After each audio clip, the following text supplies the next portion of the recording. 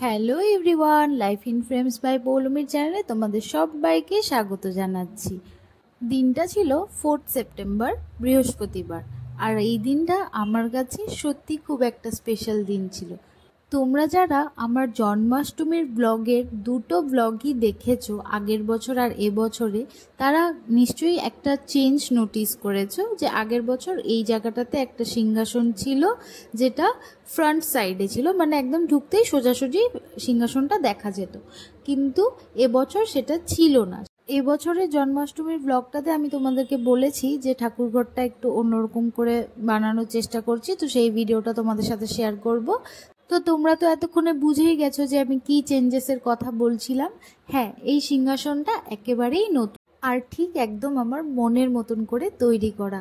এই সিংহাসনটাকে আমি একদম গাইড করে, প্রপার প্ল্যানিং করে বানিয়েছি। হ্যাঁ, তোমরা হয়তো অনেকেই বলবে যে এখন এসব রেডিমেডও পাওয়া যায়, এত ইয়ে করে বানানোর কিছু ছিল না। বাট যেগুলো রেডিমেড পাওয়া যাচ্ছিল না, সেগুলো হচ্ছে তোমার দাঁড়িয়ে পুজো করার মতন সিস্টেম ছিল, যেটা আমার ঠিক ভালো লাগে না। আসলে ছোট থেকে তো মাদেরকে বসে থেকেই পুজো করতে দেখে এসেছি, আর সেটা আমাদেরও কিছুটা অভ্যাসে পরিণত হয়েছে। তাই জন্য দাঁড়িয়ে থেকে পুজো করার ব্যাপারটা আমার ঠিক ভালো লাগছিল না। তাই জন্য আমি ভাবলাম যে না, অনেক খুঁজেছি মার্কেটে, সেরকম আমি যেরকম খুঁজছিলাম এক্স্যাক্ট ওরকম পাচ্ছিলাম না। তো চলো মন্দিরটা এবার নিজের থেকেই বানিয়ে নিই। তো তারপরে রেজাল্টটা এরকম এসছে। তো তোমরা দেখে জানিও যে কেমন লেগেছে আমার এই সিংহাসনের ডিজাইনটা। যদি ভালো লাগে তাহলে সেটাও বলো, আর যদি কিছু মন্দ লেগে থাকে সেটাও অবশ্যই বলো। আজ কিন্তু আমাদের বাড়িতে নারায়ণ পুজো ছিল। প্রথমেই তো দেখতে পারলে অনেক জোগাড়যন্ত্র হচ্ছিল। এই নারায়ণ পুজোর জন্যই এত কিছু জোগাড় আয়োজন করা হচ্ছিল।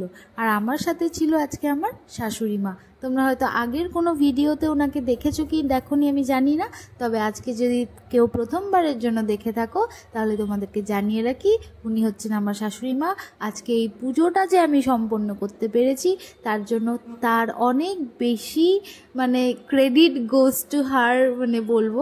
আমি একা হাতে হয়তো সবটা ভালো করে সামলাতে পারতাম না, তাই জন্য ওনাকে অনেক অনেক ধন্যবাদ জানাচ্ছি। আর ভিডিওটা তোমাদের কেমন লাগলো সেটা অবশ্যই কমেন্টসে জানিও। আর যদি ভালো লেগে থাকে তাহলে একটা লাইক আর সাবস্ক্রাইব করে দিয়ে যেও।